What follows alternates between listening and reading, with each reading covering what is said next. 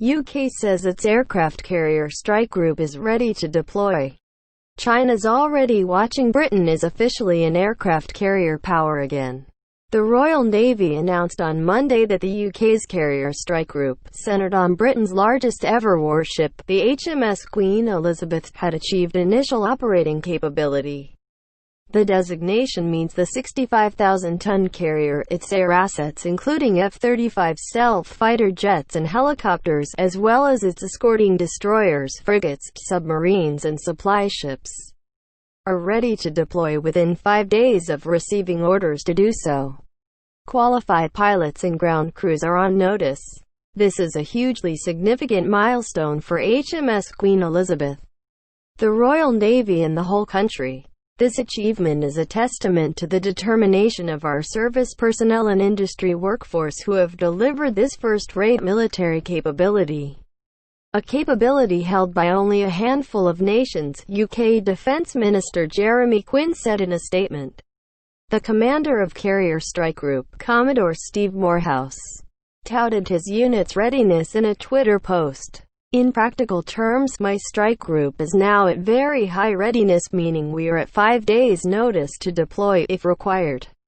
In response to global events and in defense of British interests, Morehouse tweeted. In a follow-up tweet, he hinted at what is to come. Carrier Strike Group staff are planning for the Queen Elizabeth's first operational deployment, which Morehouse said would encompass the Royal Navy's largest peacetime task group in 25 years and be proof of Britain's commitment to maintaining worldwide security, a visible demonstration of global Britain, Morehouse called it. Specific dates for the first deployment have yet to be announced. UK as a global power since 2017.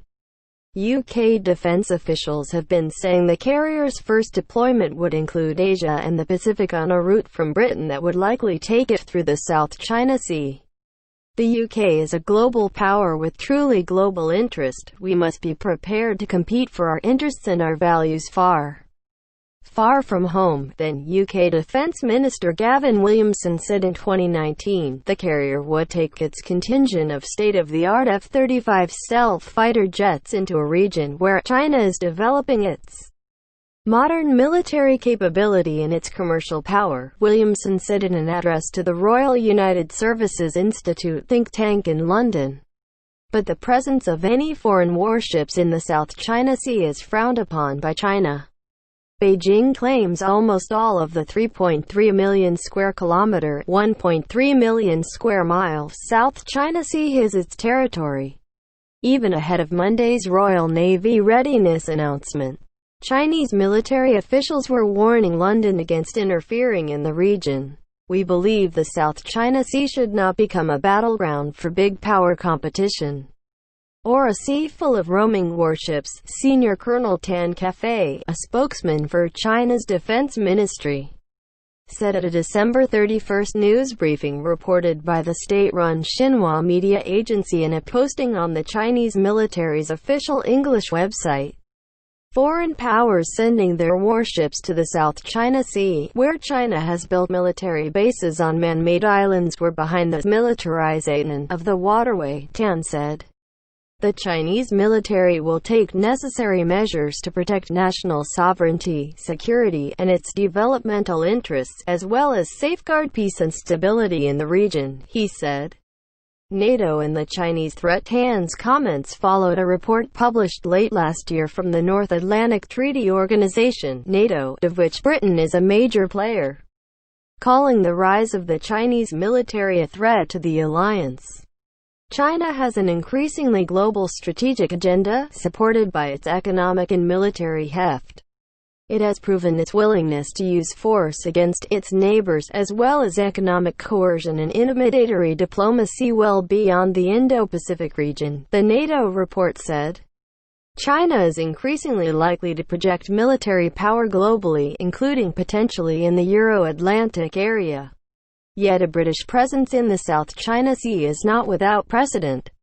In 2018, the Royal Navy amphibious assault ship HMS Albion steamed close to the Chinese-claimed Paracel Islands in the South China Sea in what Beijing called a provocative action, and in 2019, UK and US warships conducted 6 days of coordinated drills in the South China Sea.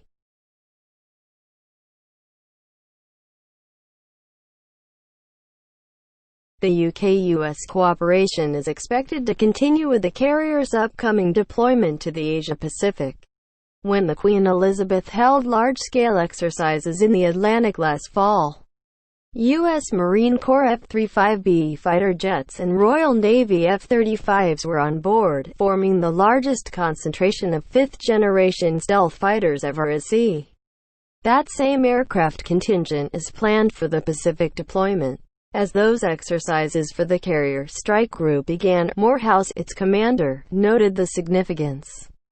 Protected by a ring of advanced destroyers, frigates, helicopters and submarines, and equipped with fifth-generation fighters, HMS Queen Elizabeth is able to strike from the sea at a time and place of our choosing, and with our NATO allies at our side.